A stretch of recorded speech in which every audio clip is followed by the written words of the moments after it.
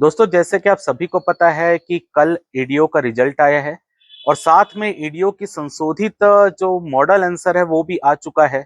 और उस संशोधित मॉडल आंसर में आपने देख ही लिया होगा कि 12 क्वेश्चन विलोपित किए गए हैं। 6 क्वेश्चन ऐसे हैं जिसमें क्वेश्चन में एक से ज्यादा आंसर है और 2 से 3 क्वेश्चन ऐसे हैं जिसके आंसर में परिवर्तन किया गया है। यानी ओवरऑल अगर आप देखेंगे कि जिसमें एक से ज्यादा उत्तर है वो भी कहीं ना कहीं क्वेश्चन तो गलत ही है, क्योंकि क्वेश्चन में हमारा एक आंसर सही होना चाहिए, वहां पर एक से ज्यादा उत्तर सही लिया गया है। तो अगर आप एक ओवरऑल पूरा रेशियो देखिए, 100 क्वेश्चन में लगभग 20 क्वेश्चन ऐसे हैं जो कि पेपर में गलत पूछे गए हैं। यानी सीधा सीधा अगर आप देखेंगे तो पूरे पेपर का 20% क्वेश्चन तो ऐसे ही है जो गलत है। तो आज की इस वीडियो में हम इसी मुद्दे पर चर्चा करने वाले हैं कि ईडीओ के जो आपका मॉडल आंसर आया है, संशोधित मॉडल आंसर, तो उसका रिजल्ट में क्या इफेक्ट पड़ रहा है। दूसरा, जो व्यापम ने रिजल्ट निकाला है उसमें पीजीडीआरडी का मार्क्स अभी जोड़ा नहीं है, तो उससे जो भ्रम की स्थिति पैदा हो रही है उसमें हम चर्चा करेंगे। इसके अलावा जो पेपर का स्तर है उस पर हम चर्चा करेंगे और जो सरकार का रवैया, सरकार का वादा है, उस पर भी हम आज की इस वीडियो में चर्चा करने वाले हैं। तो सिलसिलेवार हम इसको चालू करते हैं। सबसे पहले हम ये समझते हैं पेपर का स्तर कैसा आया था। तो अगर आप गौर किए होंगे पेपर का स्तर, तो ईडीओ जो 2017 में हुआ था उसके बाद सीधा 2025 में ईडीओ का एग्जाम आ रहा है। इसमें कई स्टूडेंट ऐसे इस एग्जाम को देने के लिए वो तत्पर थे जिनका मैथ्स का पार्ट कमजोर है। तो जिनका मैथ्स का पार्ट कमजोर है, क्योंकि ईडीओ में मैथ्स साइंस ये वाला पार्ट नहीं आता, तो वो जो बच्चे थे वो इस पेपर का बेसब्री से इंतजार कर रहे थे। तो अगर ऐसे बच्चे जो बेसब्री से इंतजार कर रहे थे और उनको ऐसा पेपर देखने के लिए मिलेगा, तो क्या आपको लगता है कि वो सेटिस्फाई होंगे? ऐसा बिल्कुल नहीं है। क्यों नहीं है उसको हम समझते हैं। देखिए, एडीओ के पेपर में अलग पार्ट क्या था। अगर आप देखोगे तो ईडीओ के पेपर में ग्रामीण विकास और आजीविका, यही तो दो पार्ट ऐसा था जो बाकी पेपर के सिलेबस में नहीं आता है। बाकी आप पंचायती राज पीएससी के एग्जाम में भी आप पढ़ते हैं।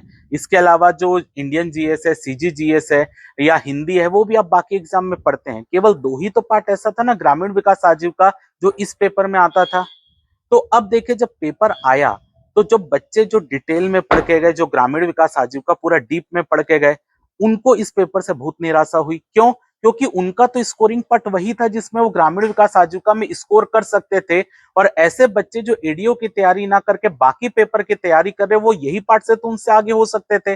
बाकी पार्ट तो सब पेपर में कॉमन होता है। लेकिन जब आप पेपर का स्तर देखेंगे तो ये जो आपका ग्रामीण विकास और आजीविका का पार्ट पूछा गया, उस पार्ट में ऐसे क्वेश्चन पूछे गए, उसमें से अगर आप देखेंगे बहुत से क्वेश्चन तो डिलीट हो गए उस पार्ट के। इसके अलावा उसमें ऐसे क्वेश्चन पूछे गए जिसका मतलब एकदम ऊपर ऊपर का क्वेश्चन पूछा गया। और ऊपर ऊपर का क्वेश्चन पूछने से ये उन बच्चों को घाटा हुआ, क्योंकि वो तैयारी डीप में किए थे और वो बाकी बच्चों से यहां से आगे निकलते, लेकिन ये पार्ट तो उन्होंने बेकार दे दिया। तो वो बच्चे जो आगे बढ़ सकते थे वो नहीं बढ़ पाए। तो इसका घाटा क्या हुआ उन बच्चों को, अब वो समझिए। इसको मैं प्रूफ के साथ आपको बता रहा हूं कि टॉप 100 में जो अभी आपकी लिस्ट आई है, टॉप 100 में 3 से 4 स्टूडेंट ऐसे हैं जिन्होंने मेरे से कांटेक्ट किया। वो हमसे ही पढ़े हुए हैं बाकी पेपर। उन्होंने हमसे कांटेक्ट करके ये बताया कि सर, हम एडीओ की तैयारी नहीं कर रहे थे, लेकिन एग्जाम आया करके हमने फॉर्म भर दिया। कोई बच्चा उसमें से सीजीपीएससी मेंस का एग्जाम दे रहा था, कोई बच्चा एडीआई की तैयारी कर रहा था, कोई बच्चा दूसरे पेपर की तैयारी कर रहा था व्यापम के। वो ग्रामीण विकास आजीविका बिल्कुल नहीं पढ़ रहे थे। अब जब पेपर आया तो कल रिजल्ट आने के बाद उन्होंने हमको बताया कि वो एडीओ की तो तैयारी नहीं कर रहे थे, लेकिन क्योंकि बाकी पार्ट उनका जो है वो पहले से तैयार था दूसरे पेपर के लिए, और ग्रामीण विकास आजीविका जो है वो नॉर्मल क्वेश्चन आया और जो क्वेश्चन उनको नहीं आते तो वैसे क्वेश्चन डिलीट हो गए। तो अगर वो क्वेश्चन डिलीट हो गए तो उनको क्वेश्चन ना आते हुए भी उसका बेनिफिट किसको मिल गया? उन बच्चों को मिल गया। और वो टॉप 100 में है। 3 से 4 बच्चे ऐसे हैं जो ईडीओ की तैयारी नहीं कर रहे थे, लेकिन पेपर का स्तर खराब होने के कारण वो उनका रैंक टॉप 100 के अंदर आ गया। और जो बच्चे पहले से तैयारी कर रहे थे वो ग्रामीण विकास आजीविका को मजबूत किया, भली बाकी पार्ट थोड़ा बहुत ऊपर नीचे हो रहा हो, लेकिन ग्रामीण विकास आजीविका, पंचायती राज, ये पार्ट से वो नंबर खींचना चाहते थे। लेकिन क्योंकि पेपर का स्तर बेकार आ गया, जिसके कारण उनका जो यहाँ से बाकी बच्चों से उनको आगे होना था वो नहीं हो पाए। ये सबसे पहला मुद्दा जो है वो आपको ये समझना पड़ेगा। अगर आप देखेंगे कि इतने सारे क्वेश्चन अगर विलोपित हो रहे हैं, तो सबसे पहले तो यही जांच किया जाए क्या पेपर हमारे यहाँ के जो विशेषज्ञ उन्होंने बनाया है। मेरे को ऐसा नहीं लगता, क्यों? क्योंकि जब आप पंचायती राज के क्वेश्चन को ध्यान देंगे तो जो पंचायती राज पूछा गया था, जैसे पंचायती राज में सरपंच किसको त्याग पत्र देता है, वो हमारे अधिनियम के हिसाब से बिल्कुल नहीं पूछा गया था। वो यूपी यूपी में जो अधिनियम होता है उनसे पूछा गया था। दूसरा एग्जाम्पल लीजिए कि हमारे यहाँ जैसे सरपंच बोला जाता है, बाकी जगह प्रधान बोला जाता है, तो आपको कई ऑप्शन में प्रधान शब्द का भी यूज मिला, जिससे पता चलता है कि अगर हमारे यहाँ के विशेषज्ञ ने पेपर बनाया होता तो मे बी उन वो छत्तीसगढ़ पंचायती राज अधिनियम से क्वेश्चन देता।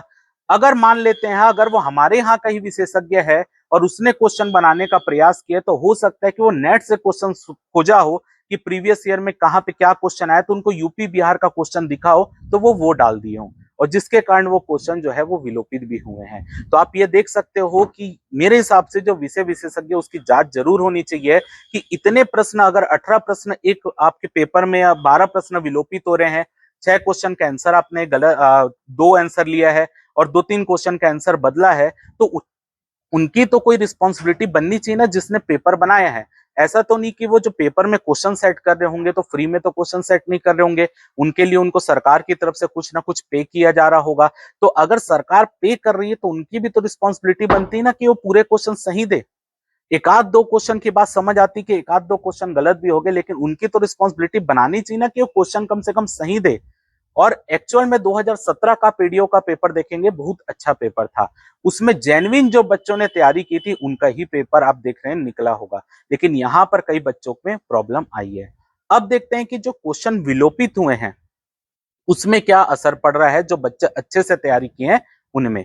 देखिए, अगर आप एग्जाम हॉल में अच्छे से तैयारी करके पेपर देने गए, अब वहां पर आप क्वेश्चन बनाते हुए देख रहे होंगे कि अगर मैं आज क्वेश्चन बना रहा हूं, आपसे जो क्वेश्चन गलत है आपने उसमें समय दिया होगा बनाते समय, और समय देने के बाद भी अगर उसमें आपको वो क्वेश्चन नहीं बन रहा है क्योंकि वो क्वेश्चन गलत है, तो आपका क्वेश्चन जो कॉन्फिडेंस था वो क्वेश्चन बनाने से आपको आता, वो सब्जेक्ट आप अच्छे से तैयार करके गए थे।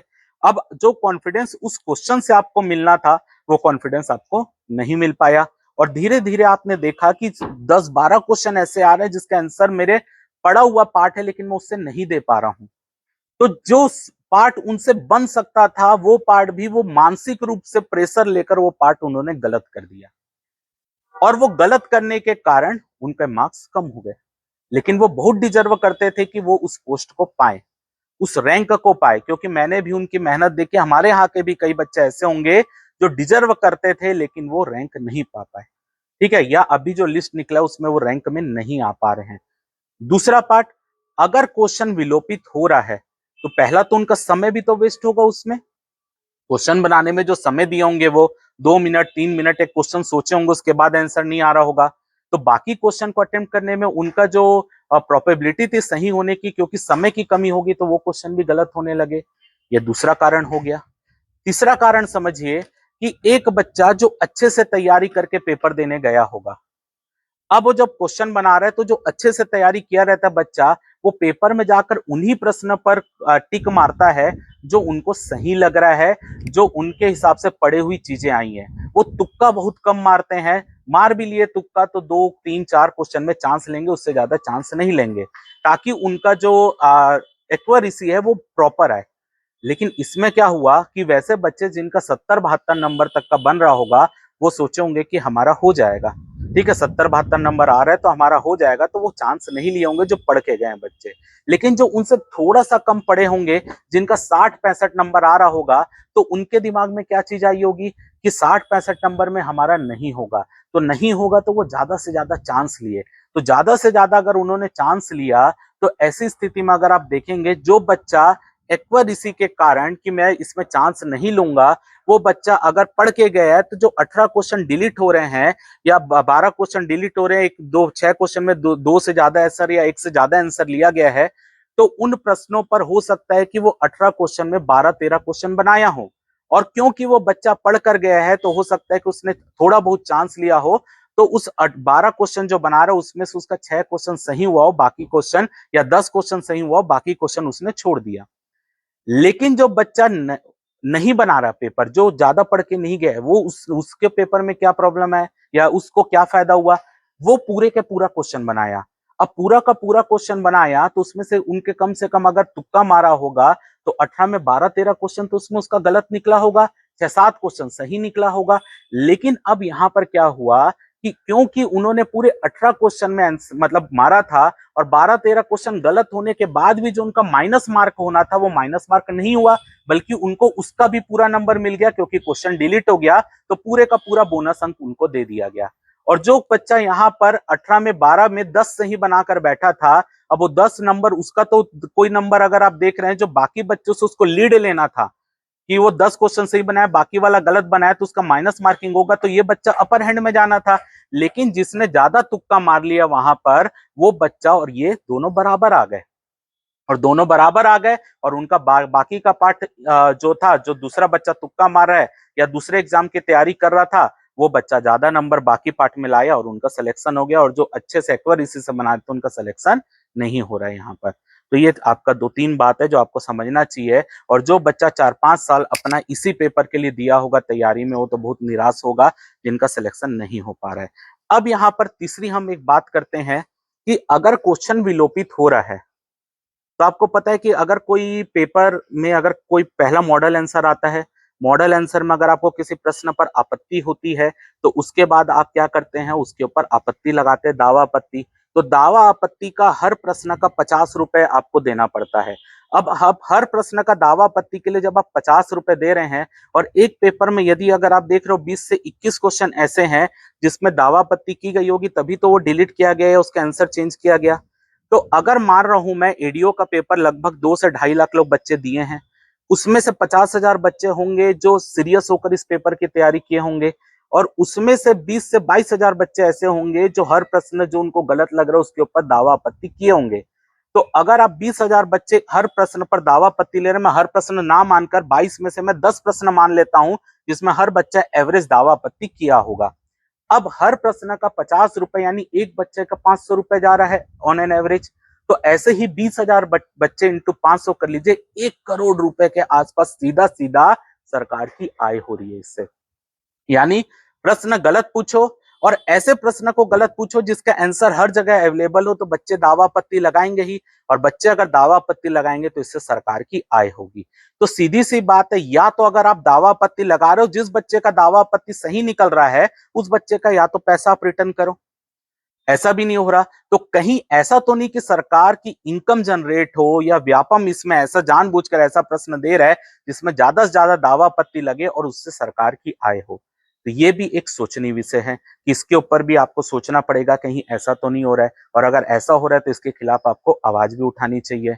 अब इसके आगे बढ़ते हैं, हम पीजीडीआरडी के बारे में समझते हैं। देखिए, जैसे कि अगर आप देख रहे हैं एडीओ के रिजल्ट में, एक एग्जांपल हम लेते हैं, पीजीडीआरडी बहुत बड़ा एक रोल प्ले करने वाला है, क्योंकि जो रिजल्ट अभी आया है उसमें पीजीडीआरडी के मार्क अभी तक जुड़े नहीं हैं। तो और जो नॉर्मलाइज जिनके नंबर ज्यादा आ रहे हैं उनका पीजीडीआरडी जिनके पास नहीं, उनका नंबर अभी घटा भी नहीं है। ऑन एन एवरेज जो एक्चुअल नंबर आपका पेपर में आ रहा है क्वेश्चन डिलीट करने के बाद, वो नंबर यहाँ पर आपको दर्शाया गया है। तो अब यहाँ पर समझिए कि जैसे कि अभी जो हमारा रैंक 1 आए हैं योगेश जी, वो हमारी संस्थान के बच्चे हैं, वो 85 उनका नंबर आ रहा है, 85 पॉइंट समथिंग उनका नंबर आ रहा है एग्जाम में, लेकिन उस बच्चे के पास पीजीडीआरडी की डिग्री नहीं है। तो अगर उस रैंक 1 बच्चे के पास पीजीडीआरडी की डिग्री नहीं है तो उनका 85 नंबर है, तो 85 नंबर सीधा घट कर आ जाएगा 73 नंबर के आसपास, 85% निकालेंगे तो। और जो बच्चा 600-700 रैंक में आ रहा है और उनका नंबर 73 नंबर या 74 नंबर है और उनके पास पीजीडीआरडी की डिग्री है, तो सीधा सीधा वो बच्चा क्योंकि उसका 73 का नॉर्मलाइज करेंगे 85%, तो 60-62 नंबर आएगा, 15 नंबर जोड़ेंगे तो वो आगे चलकर वो 73 से बढ़ेगा ही, क्योंकि उनके पास पीजीडीआरडी है। तो ऐसा बच्चा जो 600-700 रैंक में है और उनके पास पीजीडीआरडी की डिग्री है, तो वो बच्चा जो रैंक 1 आया है जिनके पास पीजीडीआरडी की डिग्री नहीं है, तो वो बच्चा आप देखियो 600 रैंक वाले से भी नीचे चला जा रहा है। यानी यहाँ पर पीजीडीआरडी की जो डिग्री है वो बहुत बड़ा रोल प्ले करने वाली है। और अगर रैंक 1 का बिना पीजीडीआरडी के ये हाल हो रहा है, तो जो उसके नीचे बच्चे आए हैं जिनके पास पीजीडीआरडी नहीं है, तो वो समझिए कि वो क्या सेलेक्ट हो पाएंगे या नहीं हो पाएंगे, ये भी एक प्रश्न है। तो इसके लिए ये जरूर करना चाहिए आपको, जो इस रैंक के बीच में आ रहे हैं जिनके पास पीजीडीआरडी नहीं है, आप कम से कम सरकार से ये मांग करें, कोर्ट में ये मांग करें कि या जो पीजीडीआरडी के एक्चुअल में डिग्री जिनके पास है उसकी प्रॉपर जांच हो। और जो पीजीडीआरडी की डिग्री में जांच होने के बाद ही किसी को पोस्टिंग दिया जाए। और क्योंकि आपको पता ही है ये हर जगह फैला हुआ था कि जब एडीओ का पेपर पास आए तो कई बच्चे जो है पीजीडीआरडी ना करके डायरेक्ट डिग्री भी बनवाए हैं। ऐसी खबरें भी लगातार न्यूज में चल रही थी, आप सोशल मीडिया में चल रही थी, आप देख सकते हैं। तो ऐसे बच्चे जो एक्चुअल में सही में पीजीडीआरडी किए हैं उनको इसका लाभ मिले। जो बच्चे पीजीडीआरडी नहीं किए हैं उनके खिलाफ आपको आवाज उठानी पड़ेगी कि अगर वो फर्जी डिग्री बनवाए तो उसकी प्रॉपर जांच की जाए और उनको पकड़ा जाए कि उनके पास अगर पीजीडीआरडी की डिग्री नहीं है और उसके बाद भी अगर उनका रैंक इसके बीच आ रहा है तो ऐसे बच्चे जो एक्चुअल पढ़ाई किए उनका नुकसान ना हो। क्योंकि जो रैंक बना आप खुद सोचे कि वो कहाँ पे जा रहा है, 600 रैंक के नीचे जा रहा है बिना पीजीडीआरडी के, तो क्या वो बच्चा सेलेक्ट हो पाएगा?